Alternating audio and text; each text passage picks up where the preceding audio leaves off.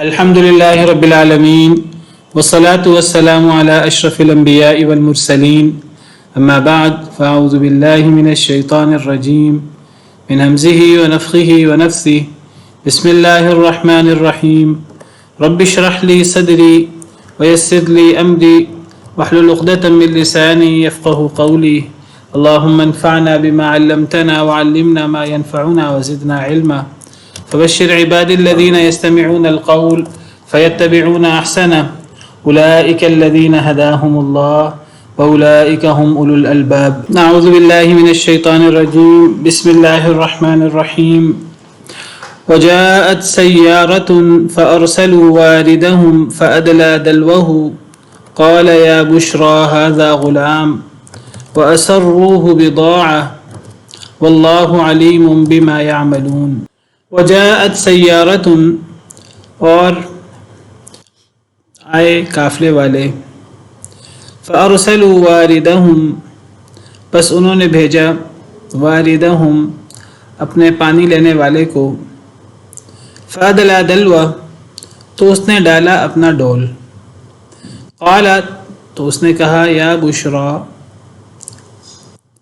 اے میری خوش بختی ھذا غلام یہ لڑکا ہے وَأَسَرُّوهُ بِضَاعَةً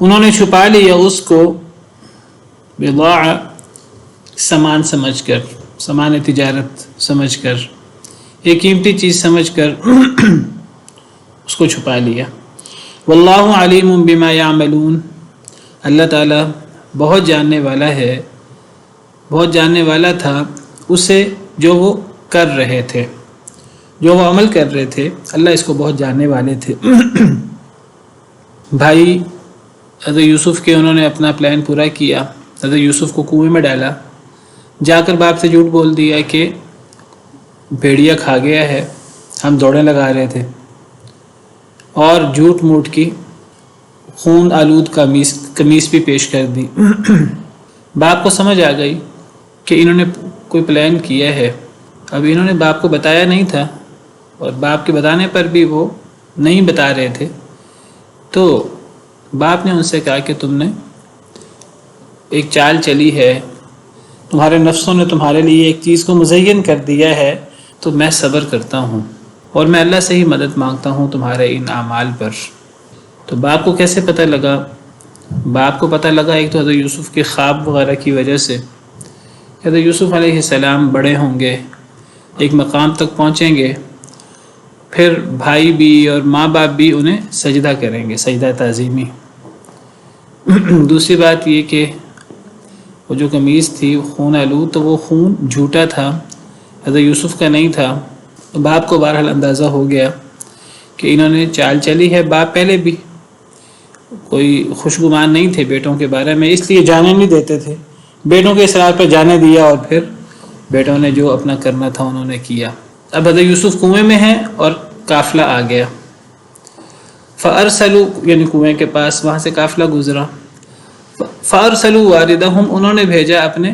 پانی لینے والے کو وارد کے بارے میں پیچھے بات ہوئی تھی تفصیل سے تو وارد جو کنویں پر آ کر پانی نکالے اس کو وارد کہتے ہیں تو ورد کہتے ہیں کنویں پر آنے کو ورد بئس الورد المورود پیچھے ہم نے پڑھا جہنم پر پیش ہونے کو اللہ نے ورد قرار دیا ہے جیسے کوئی کنویں کے پاس آتا ہے ایسے جہنمی جہنم پر پیش ہوں گے اور ورد کا مطلب پیاسا بھی ہوتا ہے وَنَسُوقُ الْمُجْرِمِينَ إِلَى جَهَنَّمَ وِرْدًا ہم مجرمین کو گھسیٹیں گے جہنم کی طرف پیاسا تو وارد سے مراد قافلے والے جس کو پانی کے لیے بھیجتے ہیں اور وہ پانی لاتا ہے پانی نکالتا ہے سب قافلے والوں کے لیے تو وہ روٹین کے مطابق پانی لینے والا کنویں کے پاس گیا انہوں نے بھیجا اس نے اپنا ڈول ڈالا کنویں میں قال یا بشرا ھذا غلام تو وہ کہنے لگا کہ ہائے میری خوشخبری یہ تو لڑکا ہے اب ڈول ڈالا حضرت یوسف علیہ السلام کنویں میں تھے تو وہ ڈول کو پکڑ کر وہ اوپر آ گئے اس نے ڈول کھینچا تو حضرت یوسف علیہ السلام تھے تو وہ کہنے لگا کہ میری خوشخبری یہ تو لڑکا ہے وَأَسَرُّوهُ بِضَاعَةً، انہوں نے چھپا لیا اس کو سامان تجارت سمجھ کر، سامان تجارت سمجھ کر انہوں نے اس کو چھپا لیا۔ کنہوں نے چھپا لیا؟ ہو سے مراد حضرت یوسف علیہ السلام ہے۔ اب بجائے اس کے کہ وہ وہاں اعلان کرتے ہیں کہ یہ کس کا بچہ ہے، کس کا لڑکا ہے جو کنویں میں گرا ہوا ہے، انہوں نے کہا کہ چلو اس کو بیچ دیں گے، اور بیچ کر انہوں نے اس کو سامان تجارت سمجھ لیا، سامان تجارت سمجھ کر اس کو چھپایا بری نیت سے کہ چلو اس کو بیچ دیں گے، تو انہوں نے کسی کو بتایا نہیں، چھپا لیا حضرت یوسف کو سامان تجارت سمجھ کر۔ کس نے چھپایا؟ بعض مفسرین کہتے ہیں، امام ابن کثیر وغیرہ، انہوں نے لکھا ہے کہ وَأَسَرُّوهُ کا فاعل حضرت یوسف کے بھائی ہیں، یعنی کنویں والوں نے نکالا تو حضرت یوسف کے بھائی پھرتے رہتے تھے کنویں کے پاس کہ دیکھیں کہ کیا بنتا ہے، تو جب وہ کنویں والے نے نکالا تو حضرت یوسف حضرت یوسف کے بھائیوں نے چھپا لیا بات کو۔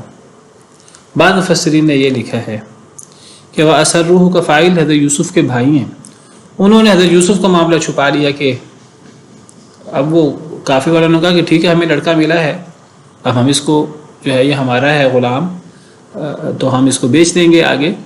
تو حضرت یوسف کے بھائیوں کو پتہ لگ گیا، لیکن انہوں نے کہا ٹھیک ہے یہ فروخت ہو رہا ہے، ہم بھی چاہتے ہیں کہ یہ باپ کی نظر سے دور ہو جائے، ہمارا مقصد پورا ہو رہا ہے تو وہ خاموش رہے۔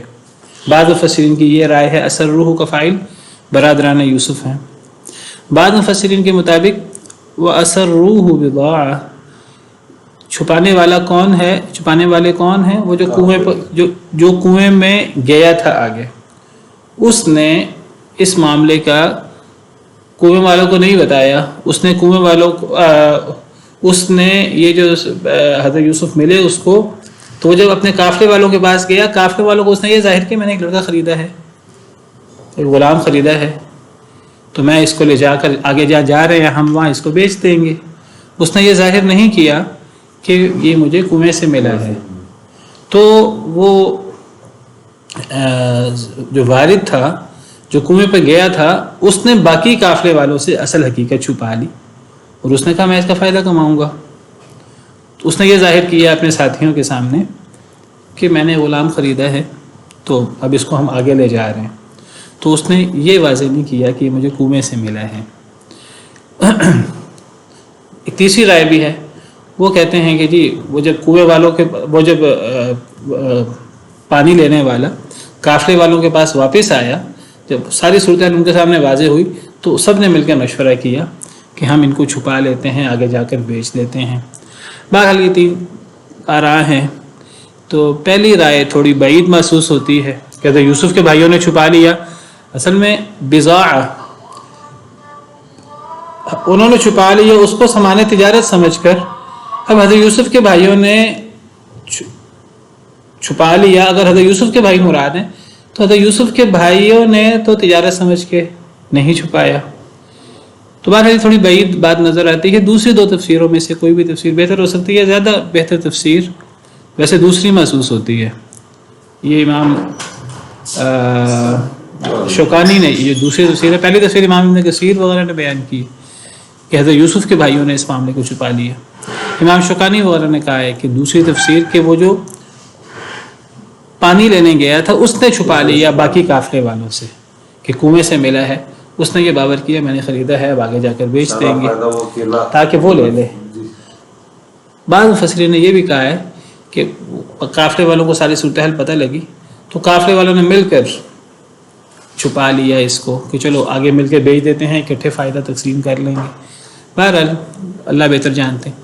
واللہ علیم بما یعملون، اللہ بہت جاننے والے تھے اسے جو وہ کر رہے تھے۔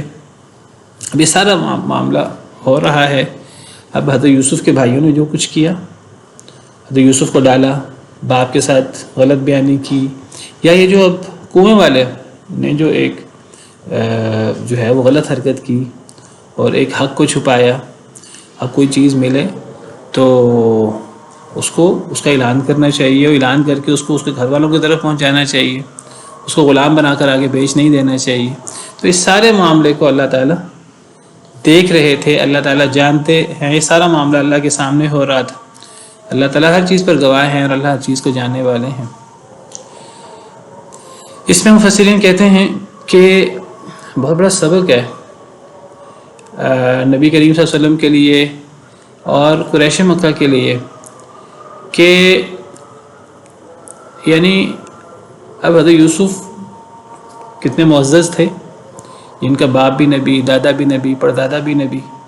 حضرت یعقوب باپ ہیں، حضرت اسحاق دادا ہیں، حضرت ابراہیم جیسا شخص پردادا ہے، اور حضرت یوسف کو اللہ نے آگے جا کر جو ہے وہ پھر اللہ نے نبوت سے سرفراز کرنا ہے۔ تو دیکھیے ان کے ساتھ کتنی زیادتی ہوئی اور ان کے ساتھ کیا معاملہ ہوا۔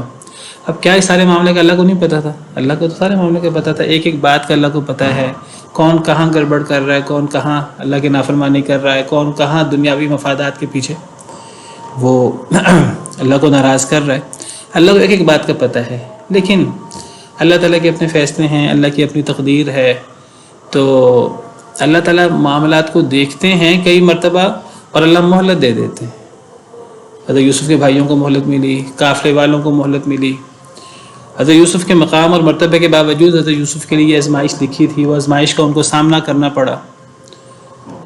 تو گویا کہ نبی کریم صلی اللہ علیہ وسلم اور قریش، نبی کریم صلی اللہ علیہ وسلم حق پر تھے، سید الانبیاء والمرسلین ہیں، ان کے ساتھ اور صحابہ کرام رضوان اللہ علیہم اجمعین کے ساتھ حق پر ہوتے ہوئے جو ظلم زیادتی ہوئی اور جو تکلیفیں دی گئیں، اللہ تعالیٰ اس سے پوری طرح باخبر ہے۔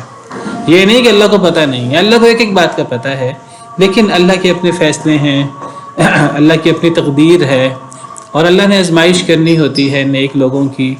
آزمائش کی بھٹی سے گزرتے ہیں نیک لوگ، پھر ان کو مقام ملتا ہے دنیا میں بھی، اگر وہ صبر کریں، حوصلہ کریں، آخرت میں بھی مقام ملتا ہے۔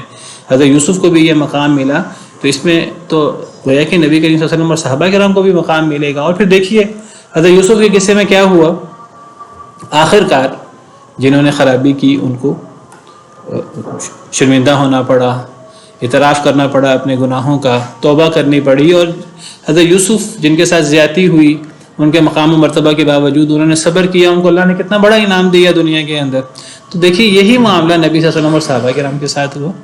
جنگ بدر کے اندر پھر اللہ نے کیسی بہترین فتح عطا فرمائی، پھر فتح مکہ کے اندر کیسی بہترین فتح عطا ہوئی، اور پھر آگے یعنی غلبہ ہی غلبہ ہوتا گیا، اور مخالفین جو تھے وہ ذلیل ہوئے، شکست کھائی۔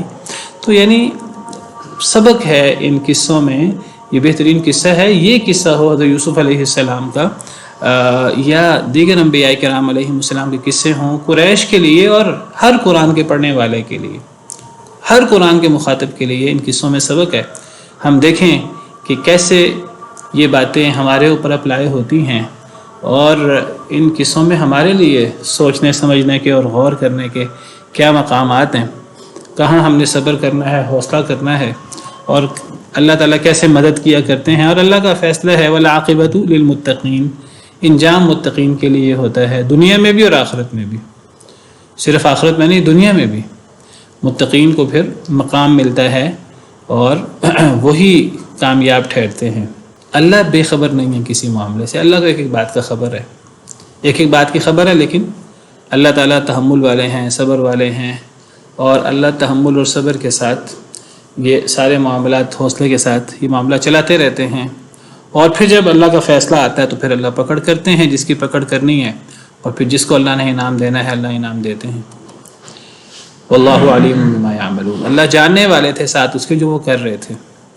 وشروه بثمن بخس دراهم معدودہ، اور انہوں نے بیچ دیا اس کو بثمن بخس، تھوڑی قیمت کے ساتھ، دراہم معدودہ، چند درہموں میں، دراہم درہم کی جمع ہے، اور معدودہ گنے ہوئے، یعنی گنے ہوئے سے مراد ہے گنتی کے چند درہموں کے بدلے، کوئی بہت زیادہ قیمت بھی نہیں لی۔ اگر اس طرح کا غلام ہوتا اور تو اس کی قیمت اتنی تھوڑی نہ ہوتی۔ ان کو حضرت یوسف علیہ السلام کی قدر و قیمت کا اندازہ نہیں تھا، نمبر ایک۔ نمبر دو، انہوں نے دھوکے سے اور غلط طریقے سے حاصل کیا تھا، باقاعدہ غلام تو تھے نہیں حضرت یوسف علیہ السلام، تو ان کو تو باقاعدہ یعنی غلام بنایا گیا زبردستی زیادتی کے ساتھ۔ تو جب کوئی چیز اس طرح دھوکے سے حاصل کی جاتی ہے. کوئی قیمتی چیز بھی ہو پھر اس کو اونے پونے بیچا جاتا ہے. کبھی چوری ہو ڈاکہ ہو تو قیمتی سے قیمتی چیز کو بھی اس طرح بس جان چھڑائی جاتی ہے اس سے، اور اس کو پھر اونے پونے بیچا جاتا ہے، اس کو بس جان چھڑائی جاتی ہے اس سے. تو یہی معاملہ حضرت یوسف کے ساتھ بھی ہوا. تو دیکھیے یہ دنیا اور دنیا کے رنگ ہیں. تو حضرت یوسف جیسا، یعنی حضرت یوسف کا حسن اس وقت جوبن پر ہوگا، نوجوان تھے، اور حضرت یوسف کا حسن جو ہے وہ ایک ضرب المثل ہے، لیکن کس طرح وہ بازاروں میں بکے غلام کے طور پر، اور ان کی قیمت بہت تھوڑی لگی مارکیٹ میں. وَكَانُوا فِيهِ مِنَ الزَّاهِدِينَ، اور وہ تھے اس معاملے میں زاہد، اس معاملے میں بڑے زاہد بن گئے، اور بڑی تھوڑی قیمت پہ بس انہوں نے جان چھڑائی اور اونے پونے انہوں نے نکال دیا اور بیچ دیا. ایک طنز ہے کہ اس معاملے میں بڑے زاہد بن گئے، اور زاہد بن کر انہوں نے بہت تھوڑی قیمت لی. وقال الذي اشتراه من مصر لامرأته أكرمي مثواه عسى أن ينفعنا أو نتخذه ولدا، اور کہا اس شخص نے جس نے خریدا ان کو، حضرت یوسف علیہ السلام کو، من مصر میں، اکرمی مثواہ، عزت دو اس کے ٹھکانے کو، لامرأته اپنی بیوی کے لیے. جس شخص نے مصر سے حضرت یوسف کو خریدا تھا، اب قافلے والوں نے مصر جا کر، حضرت یعقوب جو ہیں یہ کنعان علاقے میں رہتے تھے، تو یہ مصر جا کر اس قافلے والوں نے حضرت یوسف کو بیچ دیا اونے پونے دراہم میں، چند دراہم میں. تو اب مصر والوں میں سے جس نے خریدا وہ وہاں کا عہدیدار تھا مصر کا، تو اس نے خریدا اور اس نے اپنی بیوی سے کہا اکرمی مثواہ، کہ عزت والا کرو مثواہ اس کا ٹھکانہ، عسیٰ ان ینفعنا شاید کہ یہ ہمیں نفع دے، او نتخذہ ولدا یا ہم پکڑ لیں اس کو لڑکا. تو وہ کہنے لگا کہ ہماری اولاد نہیں ہے.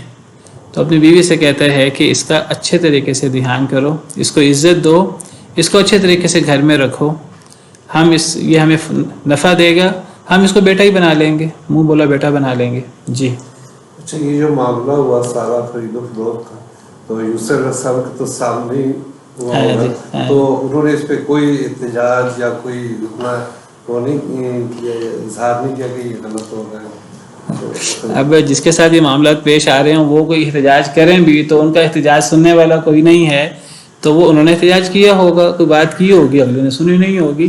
جب آپ یہ سمجھیے کہ جس طرح یہ تو چلیں، یہ تو وہ دور تھا جس میں غلام وغیرہ اور یہ چیزیں موجود تھی. آج تو یعنی غلام وغیرہ کا تصور بھی ختم ہو گیا، لیکن آج بھی آپ دیکھیے کہ لوگ اغوا کر کے بچوں کو بیچ دیتے ہیں، عورتوں کو بیچ دیتے ہیں برے مقاصد کے لیے. تو کیا وہ احتجاج نہیں کرتے ہوں گے؟ وہ عورتیں احتجاج نہیں کرتی ہوں گی؟ وہ پھر اب ظالم جو ہیں وہ کون سنتا ہے؟ پھر وہ تو پھر احتجاج کو نہیں سنتا. اور تو یوسف کی عمر بھی تھوڑی تھی، بچے تھے، تو لازم انہوں نے احتجاج کیا ہوگا، انہوں نے اپنی بات سنانے کی کوشش کی ہوگی، لیکن جو ان کی قسمت میں لکھا تھا وہ ہوا، ان کے ساتھ ظلم زیادتی ہوئی. تو یہ مصر کا عہدیدار تھا، عزیز مصر. تو اس نے جو ہے وہ خریدا اور اس نے اپنی بیوی سے کہا کہ ان کو عزت دو. اب ایک یہ نیا دور شروع ہو رہا ہے حضرت یوسف علیہ السلام کی زندگی کا. تو کہنے لگا کہ شاید یہ ہمیں نفع دے، ہم اس سے خدمت لیں گے، یہ ہمیں نفع دے گا، ہم اس کو بیٹا ہی بنا لیں. وَكَذَلِكَ مَكَّنَّا لِيُوسُفَ فِي الْأَرْضِ وَلِنُعَلِّمَهُ مِن تَأْوِيلِ الْأَحَادِيثِ، اور اسی طرح ہم نے جگہ دی یوسف علیہ السلام کو زمین میں، وَلِنُعَلِّمَهُ مِن تَأْوِيلِ الْأَحَادِيثِ، اور تاکہ ہم سکھائیں اس کو خوابوں کی تعبیر. اب یعنی حضرت یوسف علیہ السلام جو ہیں وہ مصر میں اب آ گئے. اب مصر میں وہ عزیز مصر کے گھر پلے بڑھے ہیں، اور پھر معاملات آگے بڑھے، اور آخر کار وہ وقت آیا کہ حضرت یوسف علیہ السلام کو مصر کے اندر مقام ملا، جب بادشاہ نے انہیں خزانے کا مالک بنا دیا تھا. بعد میں جا کر جب وہ بادشاہ کے خواب کی تعبیر کی حضرت یوسف علیہ السلام نے، اور پھر جیل سے نکلے، تو پھر اللہ نے حضرت یوسف علیہ السلام کو اس طرح مصر میں ایک مقام دیا، ایک مرتبہ عطا کیا. یہ بات کے حوالے سے بات ہو رہی ہے. اور تاکہ ہم انہیں خوابوں کی تعبیر بھی سکھائیں. اللہ نے پھر خوابوں کی تعبیر بھی سکھائی. واللہ غالب علی امرہ، اور اللہ غالب ہیں اپنے حکم پر، اپنے معاملے پر. ولکن اکثر الناس لا يعلمون، لیکن اکثر لوگ جانتے نہیں ہیں. یعنی اب یہ تقدیر میں لکھا تھا ایسے ہونا ہے، تو جیسا لکھا تھا تقدیر میں ویسے ہی ہوا. یہ ہم کہتے ہیں یہ چیزیں اتفاق سے ہو گئیں، اتفاق سے بھائیوں کے ذہن میں آیا تو یوسف کو کنویں میں ڈال دیں، بھائیوں نے کنویں میں ڈال دیا. ورنہ تجاویز تو اور بھی کئی تھی، قتل کرنے کی بھی تھی، کئی دور دراز پھینکنے کی بھی تجویز تھی، اور بھی کئی تجاویز تھیں. ایک تجویز کنویں کی آ گئی. اب ہم کہیں گے اتفاق سے کنویں میں ڈال دیا. اتفاق سے اب وہ ایسا قافلہ آیا جس نے مصر جانا تھا، تو اس قافلے نے نکال لیا، انہوں نے چھپا لیا، وہ مصر لے گئے، مصر لے جا کر بیچ دیا. اب اتفاق سے عزیز مصر نے خرید لیا، اتفاق سے عزیز مصر اس کی بیوی، اور پھر وہ بعد میں جو معاملہ پیش آیا پھر حضرت یوسف کو اتفاق سے جیل میں جانا پڑا. یہ کوئی چیز اتفاق سے نہیں ہو رہی. اتفاق سے جیل میں دو لوگ مل گئے جنہوں نے خواب دیکھا، پھر بادشاہ کا خواب، اور یہ کڑی سے کڑی ملتی جا رہی ہے. تو یہ کوئی بھی چیز اتفاق سے نہیں ہو رہی. یہ اللہ کی پلاننگ اور اللہ کے فیصلے ہیں جو اللہ نے لوح محفوظ میں لکھے ہوئے ہیں. یہ اللہ جو چاہتے ہیں وہ چیز ہوتی ہے، اور کوئی چیز اتفاق سے نہیں ہوتی. اللہ نے جو کرنا ہے وہ ہو کر رہتا ہے، اور اللہ جو کرنا چاہتے ہیں اللہ اس کو کرنے پر پوری طرح قادر ہیں. اکثر لوگ جانتے نہیں ہیں.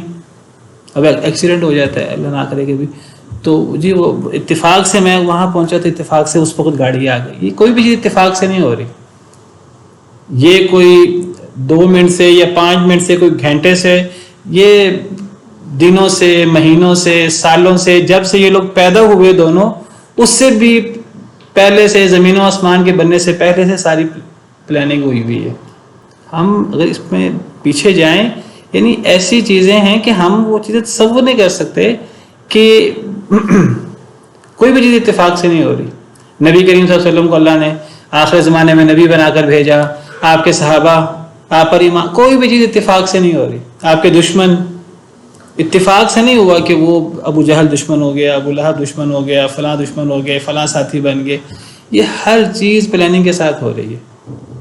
جو اللہ کرنا چاہتے ہیں وہ چیز ہو جاتی ہے، اور وہ قسمت سے نہیں ہوتی، وہ اللہ کا ٹھوس فیصلہ ہوتا ہے، اور وہ اس کے مطابق ہو رہی ہوتی ہے.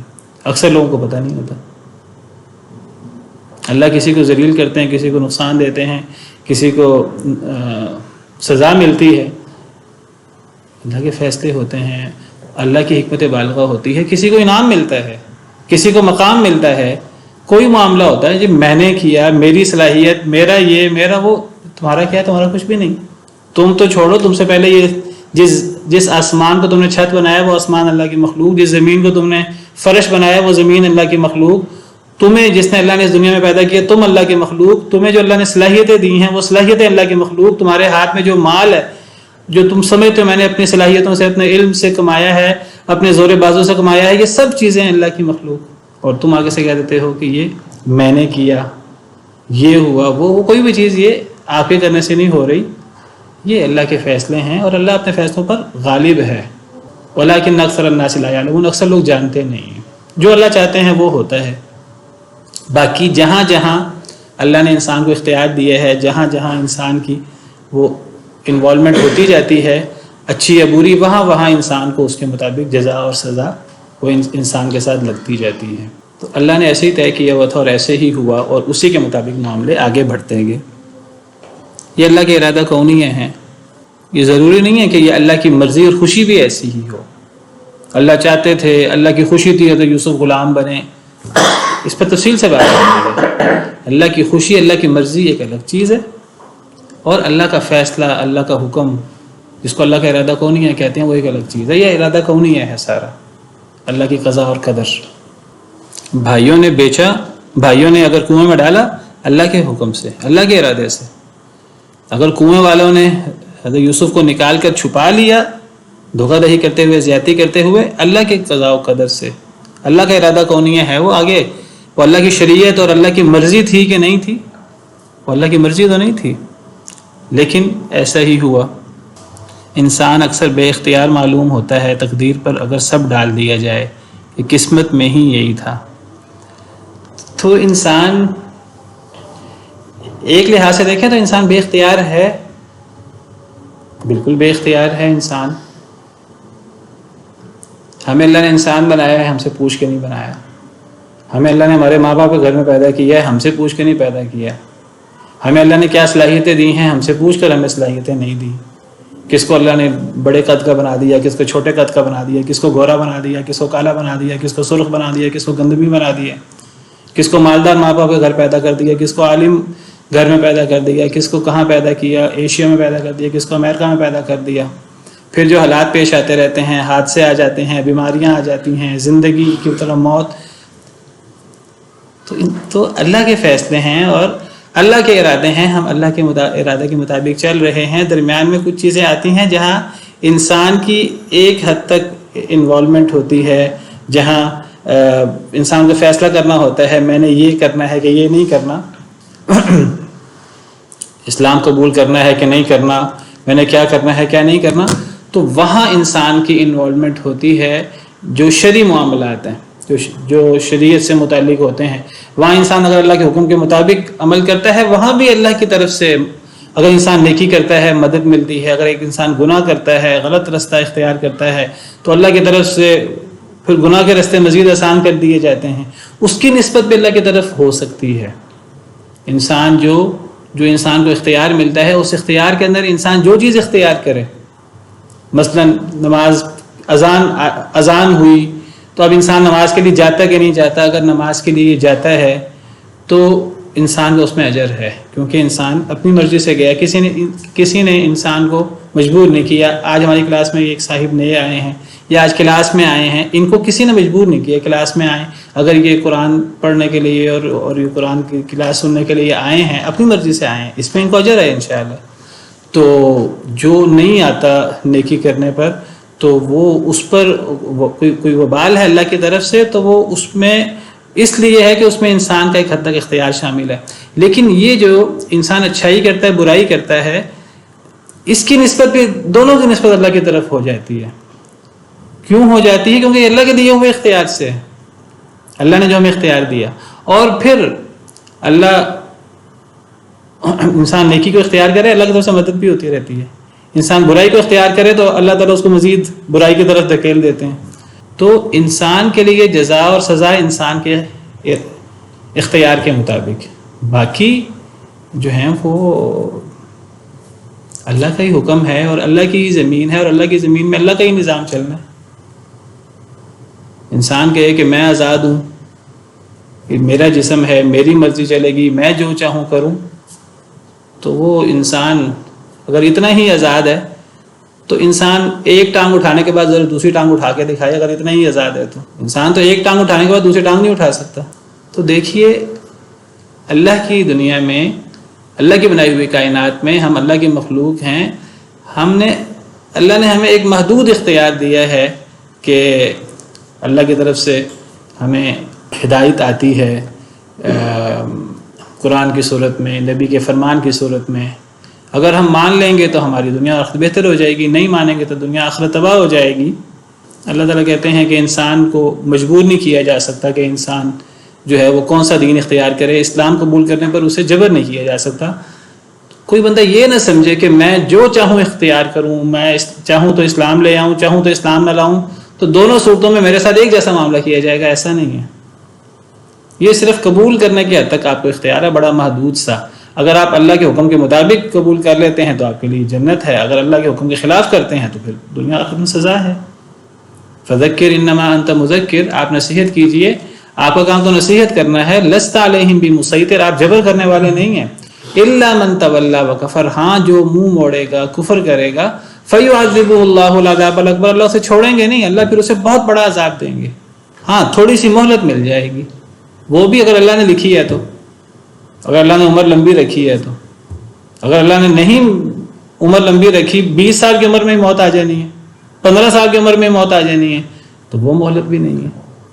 تو انسان کی خیر اسی میں ہی ہے کہ انسان اللہ کے سایہ رحمت میں ہی پناہ لے.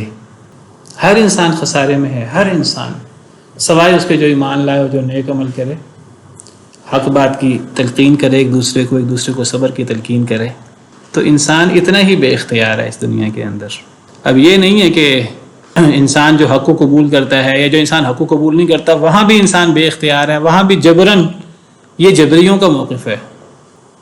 نہ ہم مجبور محض ہیں حق باطل کو قبول کرنے پر، اللہ نے ہمیں اختیار دیا ہے اور ہمارے پاس اختیار ہے اور ہم اس اختیار کو استعمال کرتے ہیں، اور نہ ہم پوری طرح آزاد ہیں کہ ہم جو چاہیں کریں، ہمیں کوئی روک ٹوک کرنے والا نہ ہو۔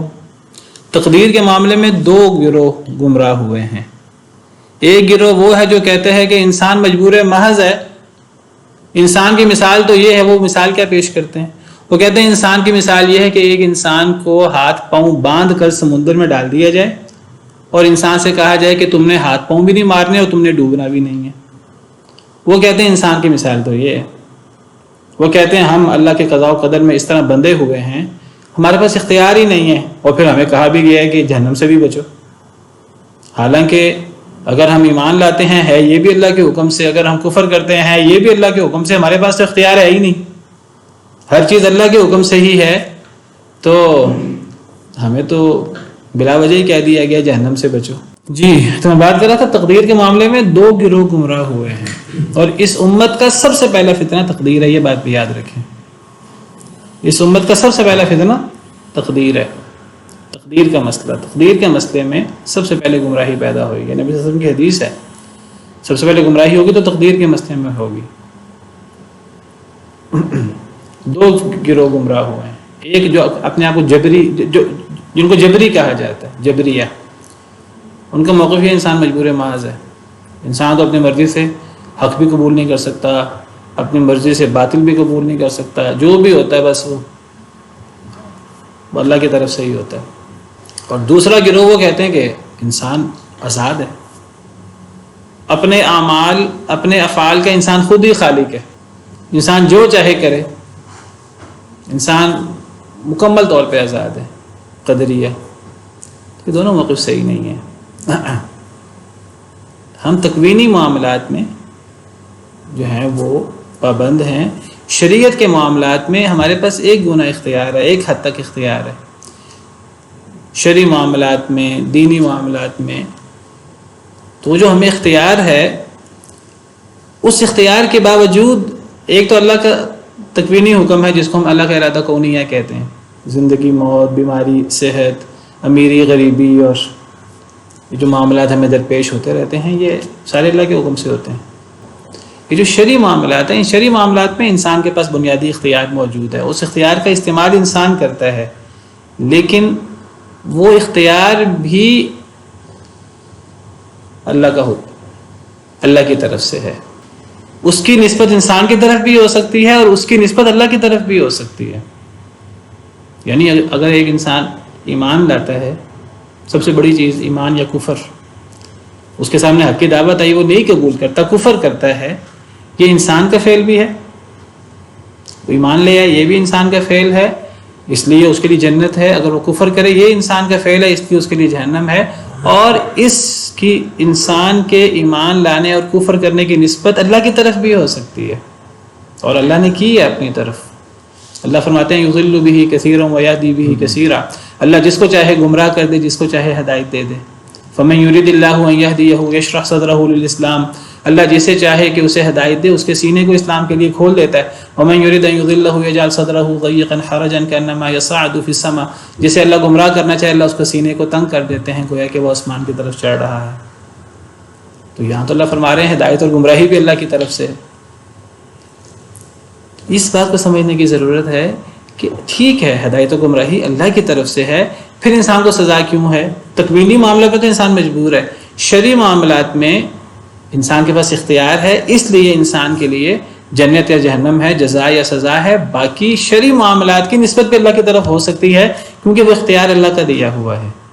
اس معنی میں انسان کے سامنے ہدایت آئی، انسان کے پاس اختیار ہے، چاہے تو قبول کرے، چاہے تو نہ کرے۔ اگر کرتا ہے تو یہ انسان کا فعل بھی ہے اور اللہ کا بھی فعل ہے، اس معنی میں کہ اللہ نے انسان کو اختیار دیا کہ حق کو قبول کرے، اور اگر نہیں وہ اسلام کو قبول کرتا، کفر کرتا ہے، انسان کا فعل بھی ہے اور اللہ کی طرف بھی اس کی نسبت ہوتی ہے۔ اللہ نے گمراہ کیا، اس معنی میں کہ اس کو گمراہی کو اختیار کرنے کا، چوز کرنے کا اختیار کس نے دیا؟ اللہ نے دیا. اس طور پر گمراہی اور ہدایت کی نسبت اللہ کی طرف بھی ہوتی ہے، اس پہلو سے بھی کہ وہ اختیار اللہ کا دیا ہوا ہے، اور ایک اور پہلو سے بھی میں نے پہلے کئی دفعہ بیان کیا ہے. وہ پہلو کیا ہے کہ انسان جس چیز کو اختیار کرتا ہے، اچھائی کو یا برائی کو، انسان اگر نیکی کو اختیار کرتا ہے اللہ مزید نیکی کی توفیق دیتے ہیں، اور اگر ایک انسان برائی کو اختیار کرتا ہے اللہ اس کو مزید گمراہی کی طرف دھکیل دیتے ہیں. جس طرح سورہ اللیل میں اللہ فرماتے ہیں وَأَمَّا مَن وَاللَّيْلِ إِذَا يَغْشَىٰ وَالنَّهَارِ إِذَا تَجَلَّىٰ وَمَا خَلَقَ الذَّكَرَ وَالْأُنثَىٰ إِنَّ سَعْيَكُمْ لَشَتَّىٰ. تمہاری کوشش مختلف ہے. فَأَمَّا مَنْ أَعْطَىٰ وَاتَّقَىٰ وَصَدَّقَ بِالْحُسْنَىٰ فَسَنُيَسِّرُهُ لِلْيُسْرَىٰ. جو اللہ کے راستے میں دیتا ہے، اللہ سے ڈرتا رہتا ہے، اچھی بات کی تصدیق کرتا ہے، نیک اعمال کرتا رہتا ہے، فَسَنُيَسِّرُهُ لِلْيُسْرَىٰ، ہم اس کے لیے نیکی کے راستے آسان کر دیتے ہیں. وَأَمَّا مَن بَخِلَ وَاسْتَغْنَىٰ وَكَذَّبَ بِالْحُسْنَىٰ فَسَنُيَسِّرُهُ لِلْعُسْرَىٰ. اور جو بخل کرتا ہے، بے نیازی کا رویہ اختیار کرتا ہے اور اچھی بات کو جھٹلاتا ہے، ہم اس کے لیے برائی کا راستہ آسان کر دیتے ہیں. ایک دفعہ نبی صلی اللہ علیہ وسلم نے فرمایا صحابہ کرام کو، ایک انسان 70 سال نیک عمل کرتا ہے، آخر کار تقدیر غالب آتی ہے اور انسان کا خاتمہ بالشر ہوتا ہے. اور ایک انسان لمبا عرصہ جو ہے وہ برائی کرتا رہتا ہے، آخر کار تقدیر غالب آتی ہے اور انسان کا خاتمہ بالخیر ہوتا ہے. اصل چیز خاتمہ ہے. تو صحابہ کرام کے ذہن میں یہی اشکال پیدا ہوا کہ اے اللہ کے رسول پھر ہم عمل کیوں کریں؟ اگر وہ تقدیر ہی غالب آ جانی ہے 70 سال اور ہم لمبا عرصہ گناہ کرتے رہیں اور خاتمہ بالخیر ہو جائے تو جنتی، اور اگر ہم 70 سال لمبا عرصہ جو ہے وہ ہم نیکی کرتے رہیں اور خاتمہ بالشر ہو جائے تو جہنمی، تقدیر غالب آ جائے. تو نبی صلی اللہ علیہ وسلم نے یہی فرمایا تھا اعملوا فکل میسر لما خلق لہ. نہیں، تمہارا کام ہے عمل کرنا، جس کے لیے پیدا کیا گیا وہ چیز اس کے لیے آسان کر دی جائے گی، اور اس کے اندر انسان کا اپنی انوالومنٹ ہے، عمل دخل ہے بہت محدود سا، اور اس عمل دخل کی بنا پر انسان کے لیے جنت جہنم ہے. یہ ایسا مسئلہ تقدیر کا کہ یہ مسئلہ ہمارے سامنے واضح ہونا چاہیے. جب تک یہ واضح رہتا ہے تو بہت اچھی بات ہے. جہاں انسان کا ذہن خراب ہونا شروع ہو جائے تو انسان کو چاہیے پھر انسان اس میں زیادہ غور نہ کرے، اور انسان آمنت باللہ ورسولہ، اگر شک و شبہات پیدا ہونا شروع ہو جائیں انسان کے میرا اللہ اور اللہ کے رسولوں پر، اللہ کی باتوں پر، رسولوں کی باتوں پر میرا ایمان ہے، مجھے سمجھ آتی ہے یا نہیں آتی، تو اللہ اور قرآن اور سنت کی باتوں پر میرا یقین ہے. اللہ کی طرف سے انسان کو مدد ملتی رہتی ہے اور اللہ کی طرف سے سمجھ آنا شروع ہو جاتی ہیں چیزیں. واللہ غالب علی امرہ، اللہ اپنے کام پر غالب ہیں. اکثر لوگ جانتے نہیں ہیں اس بات کو. اب لوگ کیا کرتے ہیں؟ لوگ کہتے ہیں ہمیں زیادہ پیسہ کمانا ہے، زیادہ پیسہ کمانے کے لیے ہمیں 2 نمبر طریقہ اختیار کرنا پڑے گا. اگر تقدیر واضح ہو ہمارے سامنے، کبھی ہم زیادہ پیسہ کمانے کے لیے ہم غلط رستہ اختیار نہیں کریں گے. اگر ہمیں تقدیر پر ایمان ہو کہ اللہ نے جو ہمارے لیے لکھا ہے، ہم غلط رستہ اختیار کر کے زیادہ نہیں کما سکتے، اتنا ہی کما سکتے ہیں جتنا اللہ نے ہماری قسمت میں لکھ رکھا ہے. اور یہ بھی ہماری تقدیر میں لکھا ہے کہ جب تک جو اللہ نے ہمارے لیے لکھ رکھا ہے مرتے دم تک، جب تک ہمیں وہ ملے گا نہیں تب تک موت نہیں آنی. یہ بھی ہماری تقدیر میں لکھا ہوا ہے. اگر ہمارا اس پر ایمان ہو، کون بندہ گناہ کرے گا مجھے بتائیے؟ جب نیکی کر کے ہاتھ سے کمائی کر کے انسان کو جو اللہ نے لکھا ہے وہی ملنا ہے، اور گناہ کر کے بھی وہی ملنا ہے، انسان نیکی کر کے وہ کیوں نہ کمائے؟ انسان سمجھتا ہے کہ انسان اپنی تدبیر اختیار کرے گا، اچھی بری تقدیر اختیار کرے گا، اچھی برا اپنا تدبیر کرے گا تو انسان زیادہ فائدہ کما لے گا. انسان اگر اللہ کو ناراض بھی کرتا ہے تو وہ وہی کام کر سکتا ہے جو اللہ نے تقدیر میں لکھا ہوا ہے. انسان اس کے خلاف نہیں کر سکتا، ہوگا وہی جو اللہ نے تقدیر میں لکھا ہے. اگر اللہ نے حضرت یوسف کو حضرت یوسف کے بھائی دور کرنا چاہتے تھے، وہ اللہ کی تقدیر میں تھا تو حضرت یوسف کے بھائی دور کر سکے حضرت یوسف کو، ورنہ کبھی نہ کر پاتے، کبھی نہ کر پاتے. جس نے حضرت یوسف علیہ السلام کو خریدا تھا، کہتے ہیں اس وقت جس وقت حضرت یوسف علیہ السلام مصر میں پہنچے اور ان کو وہاں ان کو خرید لیا عزیز مصر نے، تو اس وقت مصر کے بادشاہ کا نام ریان تھا. اور یہ جو عزیز مصر ہے جس نے حضرت یوسف کو خریدا، یہ اس کا وزیر خزانہ تھا. اور اس کی بیوی جس کا یہاں ذکر ہے، اس نے اپنی بیوی سے کہا کہ یوسف کو عزت و احترام سے رکھو، تو اس کا نام مشہور ہے زلیخا، بعض نے زلیخا ذکر کیا، بعض نے راعیل ذکر کیا. بہرحال قرآن و حدیث میں یہ نام نہیں آتے، اسرائیلیات وغیرہ میں. وَكَذَلِكَ مَكَّنَّا لِيُوسُفَ فِي الْأَرْضِ، اسی طرح ہم نے یوسف کو زمین میں جگہ عطا کی. اس جگہ سے مراد یہ بھی ہو سکتا ہے کہ عزیز مصر کے گھر میں اب حضرت یوسف، ان کی حیثیت خادم یا غلام کی نہیں تھی، جس طرح عزیز مصر نے کہا کہ ان کو عزت سے رکھو، شاید ہمیں یہ نفع دے، شاید ہم اسے اپنا بیٹا ہی بنا لیں. تو حضرت یوسف کا مقام گھر میں وہ نوکر چاکر والا یا غلام والا نہیں تھا، ایک بہتر مقام عطا ہوا تھا. تو یہ مکنہ لیوسف سے مراد ایک جس انداز سے حضرت یوسف کو بے گھر کیا گیا، باپ کی نظر سے دور کیا گیا، اور گویا کہ وہ قتل کی یا ان کو کنویں میں ڈال دیا گیا، اس اعتبار سے یہ حضرت یوسف کے لیے ایک بڑا بہتر مقام تھا اس کی نسبت. تو یہ وہ مقام جو عزیز مصر کے گھر میں تھا وہ مقام مراد ہے، یا اس مقام سے مراد جو بعد میں حضرت یوسف علیہ السلام کو وزیر خزانہ بن کر ملا وہ مراد ہے، واللہ اعلم. وَلَمَّا بَلَغَ أَشُدَّهُ آتَيْنَاهُ حُكْمًا وَعِلْمًا، اور جب وہ پہنچے حضرت یوسف علیہ السلام اشدہ اپنی پختگی کو. وَلَمَّا بَلَغَ أَشُدَّهُ، جب وہ پہنچے اپنی پختگی کو، ان کے قوا مضبوط ہو گئے، حضرت یوسف جوان ہو گئے، طاقتور ہو گئے. آتَيْنَاهُ حُكْمًا وَعِلْمًا، ہم نے دیا ان کو حکماً، حکم سے مراد قوت فیصلہ، دانائی، وعلما، اور علم. وَكَذَلِكَ نَجْزِي الْمُحْسِنِينَ، اسی طرح ہم جزا دیا کرتے ہیں نیک لوگوں کو. حضرت یوسف علیہ السلام جب پختگی کو پہنچے، جب جوان ہو گئے اور جوانی کو پہنچ گئے، تو پھر اللہ نے انہیں دانائی عطا کی اور اللہ نے انہیں علم عطا کیا. بعض مفسرین کی رائے یہ ہے کہ یہاں علم سے مراد نبوت ہے، نبی بن گئے. بعض کی رائے یہ ہے کہ نبی بعد میں بنے تھے، تو نبوت سے پہلے جو ایک دانائی ہوتی ہے اور ایک جو نیکی ہوتی ہے، وہ قوت فیصلہ اور علم وہ اللہ نے عطا کیا. اور اللہ فرماتے ہیں اسی طرح ہم نیک لوگوں کو جزا دیا کرتے ہیں. حضرت یوسف علیہ السلام نیک تھے،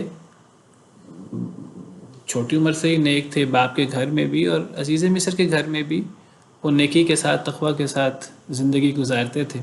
تو جو نیکی کرے تو کبھی کسی کی نیکی ضائع نہیں ہوتی، وہ یوسف ہو علیہ السلام یا کوئی اور ہو. یہ چیز حضرت یوسف کے ساتھ خاص نہیں ہے، کیونکہ حضرت یوسف کے والے سے تو ہے کہ آتیناہ حکما و علما، حضرت یوسف کو اللہ نے خاص حکم عطا کیا اور علم عطا کیا.